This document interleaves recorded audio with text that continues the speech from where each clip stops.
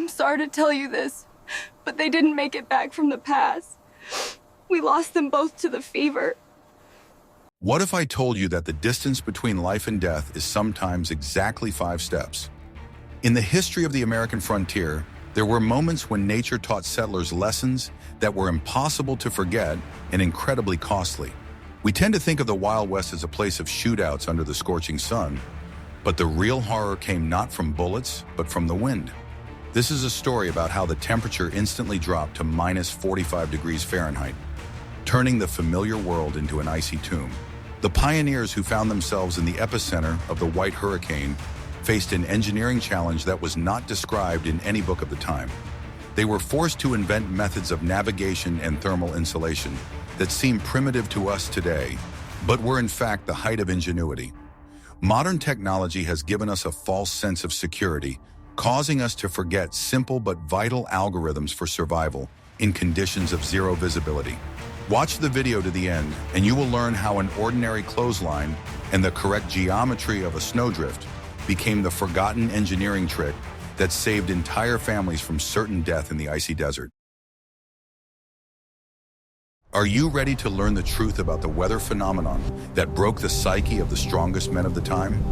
At the end of the 19th century, the Great Plains were a unique wind tunnel where Arctic air masses encountered no resistance. The geography of the area, devoid of mountains and forests for hundreds of miles, allowed the wind to accelerate to hurricane speeds in a matter of minutes. This created an effect that meteorologists today call explosive cyclogenesis, but pioneers simply called it the White Wall. The peculiarity of this phenomenon was its absolute suddenness and deceptive start to the day. The morning of that fateful day often began with deceptive warmth, which caused people to go outside without warm clothing. The sun was shining brightly, the snow was melting, and nothing foreshadowed the disaster that was already approaching from the north at incredible speed. The atmospheric pressure dropped so rapidly that some people felt physical pain in their ears and joints long before the clouds appeared. It was a lull that frightened experienced trappers more than the storm itself. The frontier residents went about their usual business, gathering firewood or tending to their livestock. Suddenly, the horizon turned an ominous dark blue, almost purple, which contrasted sharply with the white snow. This color was a sure sign that it was not just snow coming, but ice dust rushing at the speed of a train. The air temperature could drop 40 degrees in less than an hour, causing thermal shock to all living things. The moist air instantly crystallized, turning into millions of microscopic needles. Visibility dropped to zero faster than a person could run from the barn to the house. The wall of wind struck with such force that it knocked adult men off their feet and tore roofs off light buildings. The sound of the impact resembled an artillery volley, followed by a continuous, deafening roar. Anyone who found themselves outside lost their sense of direction within seconds of the storm beginning. Snow filled their eyes, nose, and mouth, making it almost impossible to breathe without special protection. The wind blew the warmth out from under their clothes, penetrating through the smallest cracks and seams in the coarse fabric. I wonder how this topic is perceived in different parts of the world. Where are you from? Have you ever encountered weather conditions that completely change your perception of reality?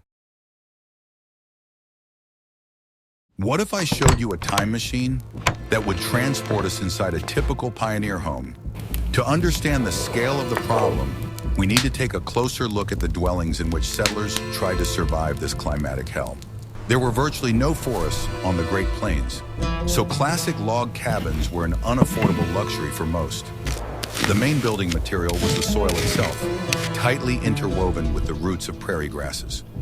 These houses, known as sod houses, were an engineering compromise between affordability and functionality. The walls of such a house were laid out of cut layers of sod, like huge bricks laid with the grass facing down.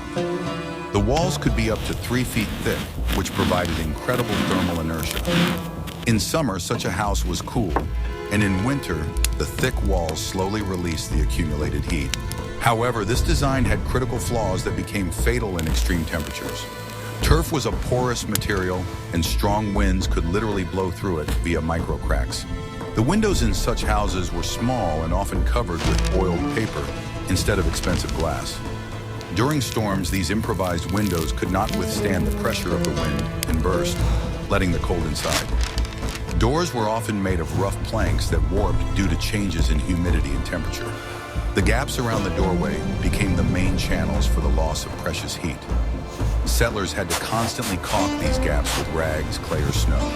The roof was a layered pie of poles, branches, hay, and the same turf. The main problem with such a roof was its enormous weight, which increased significantly under a layer of snow. Engineering calculations of strength were often done by eye, which led to collapses during heavy snowfalls. In addition, melting snow seeped through the roof, turning the floor of the dugout into a muddy swamp.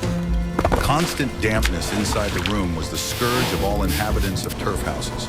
Heating in the sod house was provided by a simple cast iron stove or an open hearth. The efficiency of these devices was extremely low, as most of the heat escaped through the chimney. Due to the shortage of firewood, the stove was heated with dry grass, dung, or even corn stalks. Such fuel burned instantly, requiring constant attention and not providing stable heat. The temperature inside the house during a storm could drop below zero, even with the stove running. People had to choose between the cold and the risk of suffocating in the smoke. Often they had to take turns standing guard by the stove to keep the fire going and monitor the draft. What do you think was the most difficult thing about living in such dugout houses? The cold, the dampness, or the cramped quarters?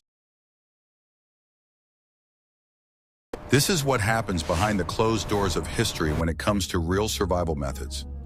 A central element of the safety system that we have undeservedly forgotten was the so-called storm line or guide rope. This was not just a piece of twine, but a complex system of knots and fastenings that was installed long before the snowfall began.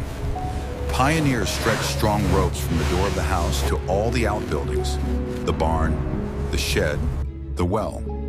It was a physical connection to vital resources that replaced sight. The rope was attached at the waist level of an adult so that it could be easily found by hand, even if it fell into the snow. The fastenings on the posts were made in such a way that the rope did not sag under the weight of the ice that had stuck to it. Special sliding knots were used to tighten the line as needed. The quality of the rope was checked regularly, as a frayed thread could cost a life. It was literally an umbilical cord connecting a person to safety. Special knots were tied or wooden markers were attached to the rope at regular intervals. These tactile markers told the person how far they had already traveled and how far they had left to go. In complete darkness and snowy chaos, when the sense of time is distorted, this was critically important. Different shapes of markers allowed the person to determine by touch which building the line led to. It was a kind of braille for navigating in a blizzard, but the most ingenious element of this trick was the system for securing the person themselves. When leaving the house, the pioneer tied one end of a short rope around their waist and attached the other end to the guide line with a carabiner or sliding loop. This ensured that even if a gust of wind knocked him off his feet and threw him to the side, he would not lose contact with the route. Without this physical tether, a person could be carried away into the field in a matter of seconds. The system was duplicated. Two parallel ropes were often stretched at different heights. The lower one was intended for children or in case they had to crawl. This ensured the reliability of the structure, even if one of the lines broke. The engineering approach was to create multiple safety margins. The pioneers knew Murphy's Law long before it was formulated. If something can break, it will break. If you like learning about such obscure historical details, give us a like, and we will continue to reveal the secrets of survival. I will reveal the most closely guarded secret of survival on the treeless plains. Heat was more valuable than gold. When a storm lasted for several days, standard supplies of firewood disappeared at an alarming rate. The pioneers of the Great Plains faced a unique problem. They had nothing to burn. There was no coal, no trees, and it was impossible to bring in firewood during a blizzard. They had to invent alternative energy sources using what was under their feet. Hay became the main fuel, but burning it as it was inefficient. It burned up in seconds. Therefore, the settlers twisted the hay into tight bundles called cattails or carrots. These dense briquettes burned more slowly and provided more even heat. The whole family, including the elderly, spent entire days twisting these bundles. It was monotonous, hard work that rubbed their hands raw. The second most popular fuel was dried bison or cow dung, known as kizyak. Pioneers harvested it in the summer, stacking it in huge piles under sheds. Properly dried kizak burned without odor, producing an even, hot flame similar to coal. The engineering challenge was to keep these supplies dry in blizzard conditions. Moisture instantly rendered this fuel useless. Corn was also used. Dry cobs burned hot but quickly. In the most desperate moments, farmers were forced to burn the grain itself, which was intended for sowing or food. It was a difficult moral choice, to sacrifice the future harvest for the sake of survival today. The economy of survival dictated its own cruel conditions. Sometimes it was necessary to burn furniture, fences, and even parts of the house itself. The design of the stoves was also modified to increase efficiency. Pioneers lined the stoves with stones or bricks to increase the thermal mass. The stones heated up and continued to give off heat even when the fire died down. This saved precious fuel and smoothed out temperature fluctuations. Every degree of heat was preserved with fanatical persistence. Chimneys required special attention and constant cleaning. The use of substitute fuels led to the rapid accumulation of soot and condensation. A clogged chimney could cause a fire or smoke, which was deadly in a locked house. People invented ingenious scrapers and brushes to clean the pipes from the inside without going onto the roof. In the next chapter, you will learn how the chemistry of familiar products changed at extremely low temperatures. Food supplies in a pioneer's house during a blizzard underwent strange metamorphoses. At a temperature of -45 degrees, penetrating poorly insulated pantries, food changed its physical properties. Bread turned into a stone block that could not be cut with a knife. It had to be chopped with an axe or sawed with a saw. Meat became as brittle as glass and shattered into pieces when struck.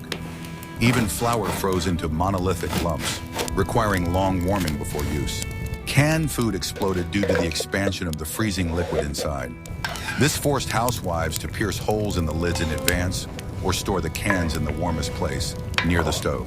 Milk froze in layers, separating into fractions, which changed its taste and nutritional properties. Potatoes became sweet and watery after thawing, losing their structure. Cooking became a complex technological process. A huge amount of precious fuel was spent on defrosting food. Therefore, the menu was simplified to the limit. Thick soups were cooked, which could be kept hot on the edge of the stove. The basis of the diet was crackers, salted meat, and beans, products that were least affected by the cold. Water became scarce despite the abundance of snow around. Melting snow was energetically unprofitable. A bucket of loose snow and a lot of fuel were needed to get a mug of water. In addition, melted snow water was devoid of salts and minerals, which did not quench thirst but only washed useful substances out of the body. The pioneers tried to use ice from the river or well water if they could reach it with a safety rope. The lack of fresh food and vitamins quickly affected their health. Scurvy was a real threat during the long winter blockades. Housewives tried to grow grain or onions in pots on the windowsills, but the cold often ruined these attempts. They had to rely on pickles and sauerkraut prepared in the summer. Food distribution became strict, almost military-like. Portions were reduced to stretch supplies indefinitely. No one knew how long the storm would last, 2 days or 2 weeks. Discipline at the table was ironclad. Not a crumb was to be wasted. The secret that will change your perception of farming lies underground. For the pioneer, livestock was not just property, but the only means of production and capital. Losing oxen or horses meant losing the ability to plow the land in the spring, which meant starvation. Therefore, saving animals during a blizzard was a priority comparable to saving family members. But how do you get to the barn when the wind knocks you off your feet and the air is full of ice needles? The answer lay in the advanced construction of snow tunnels. As soon as the snowdrifts reached the roofs, farmers began digging passages under the snow.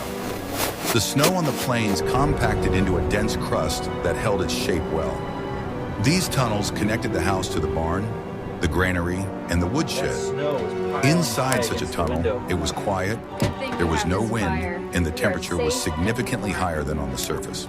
The pioneers' engineering ingenuity turned snow from an enemy into a building material. They reinforced the arches with boards or branches, creating reliable underground galleries. In these corridors, it was possible to move around at full height, carry buckets of water and armfuls of hay without the risk of getting lost or freezing. It was a whole infrastructure, hidden from the eyes of an outside observer. The barns themselves were often built on the principle of dugouts, partially buried in the hills. This kept the animals warm inside. However, there was a problem with ventilation. Moisture and ammonia quickly accumulated in the crowded animal quarters. The pioneers dug vertical vents through the thick snow, making sure they were not covered. The animals were herded into tight groups so that they could keep each other warm. Horses and cows were covered with old blankets and burlap. Sometimes particularly valuable young animals, calves or foals, were taken directly into the living quarters. This created cramped and dirty conditions, but saved the farm's capital. Living alongside the animals also provided warmth for the people. The tunnels also served as a kind of refrigerator for storing meat. Shelves were cut into the niches of the tunnel walls, where food remained frozen but accessible. This was more convenient than digging out the snow-covered cellar every time. The farm's logistics system was completely buried under the snow. In the next chapter, you will learn how the absence of light affected the minds of people locked within four walls. Do you think modern farmers could adapt so quickly to such conditions without technology? The isolation during the blizzard was not only physical, but also sensory. People found themselves locked in a cramped, dark room for days, sometimes weeks.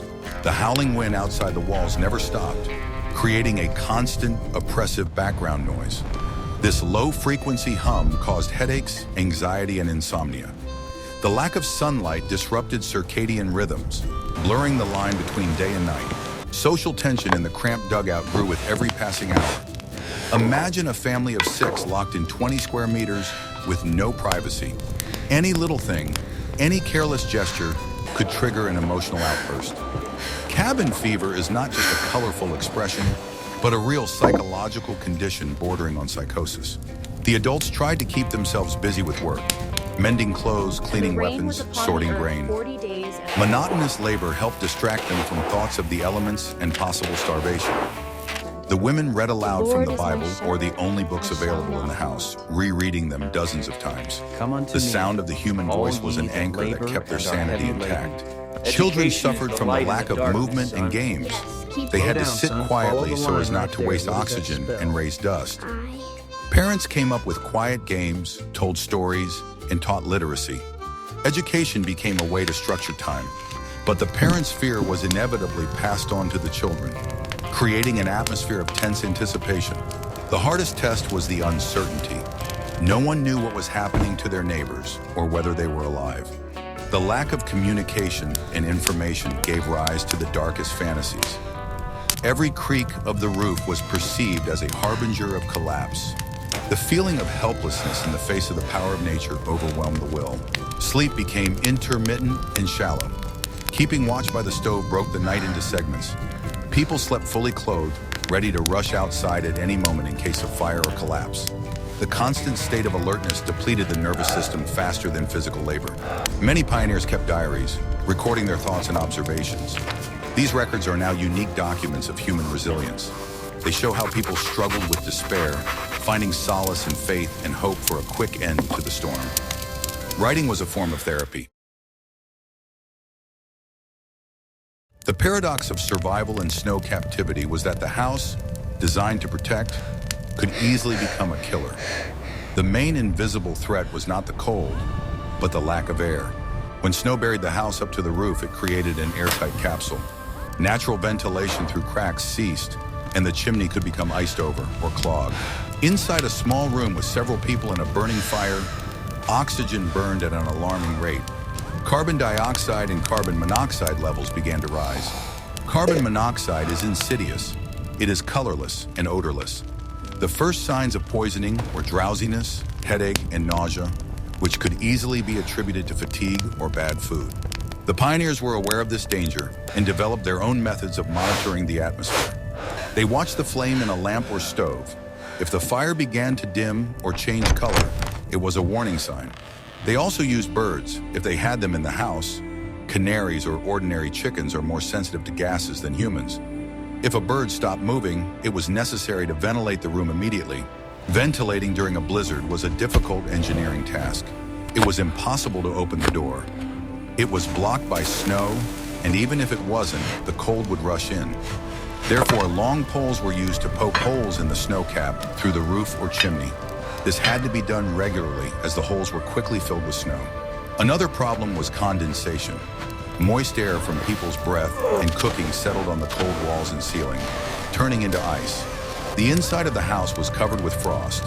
When the stove was heated more intensely, this ice melted and rain began to fall from the ceiling. The dampness soaked clothes and bedding, increasing the risk of pneumonia.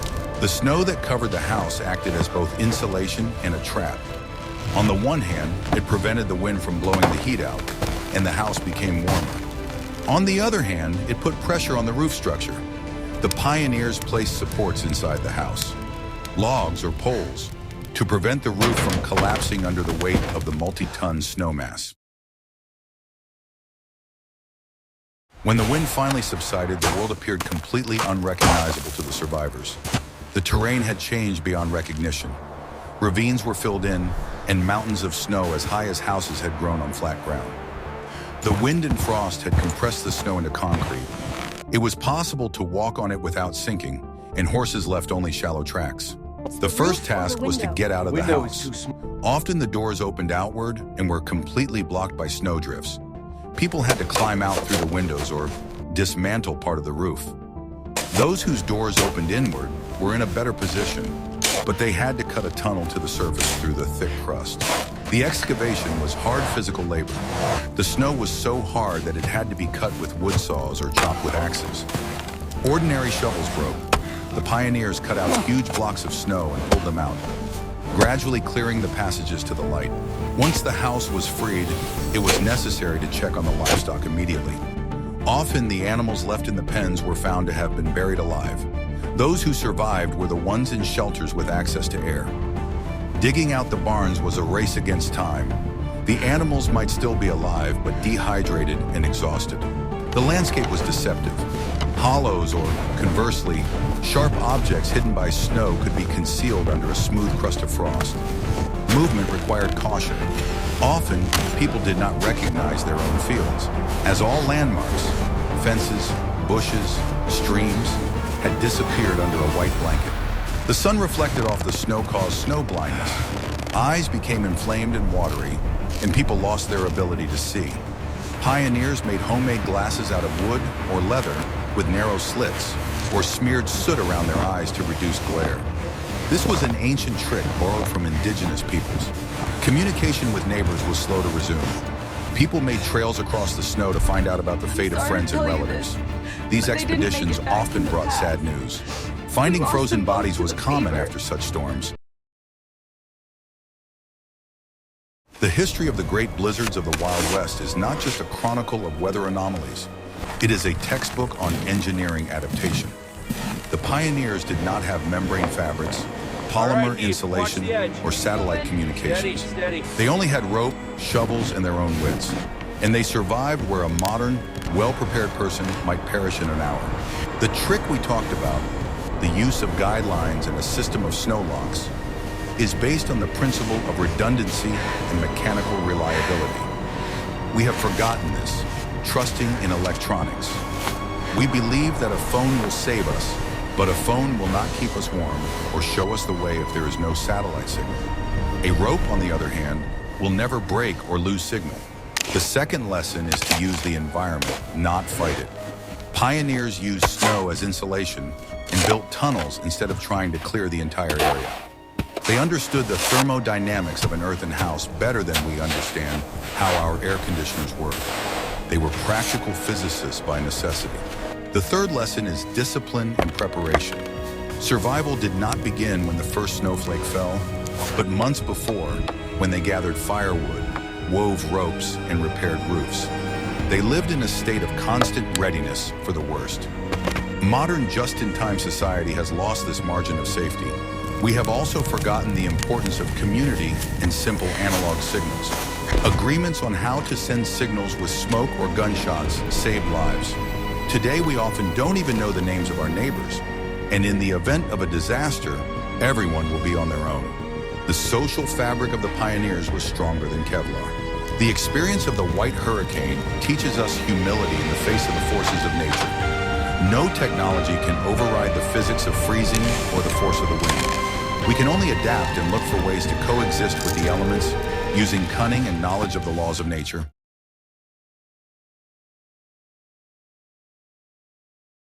We have traveled from a warm, sunny morning to an icy hell and seen how the human mind finds a way out of hopeless situations.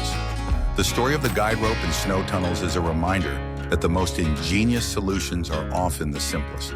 The pioneers left us a legacy not only in the form of cultivated land, but also in the form of a philosophy of survival. Rely on yourself, prepare in advance, and never panic. What other forgotten technologies of the past do you think are relevant today? Write in the comments what aspects of frontier life you would like to learn about in future issues. And be sure to subscribe to the channel so you don't miss new stories about the people who built this world with their own hands.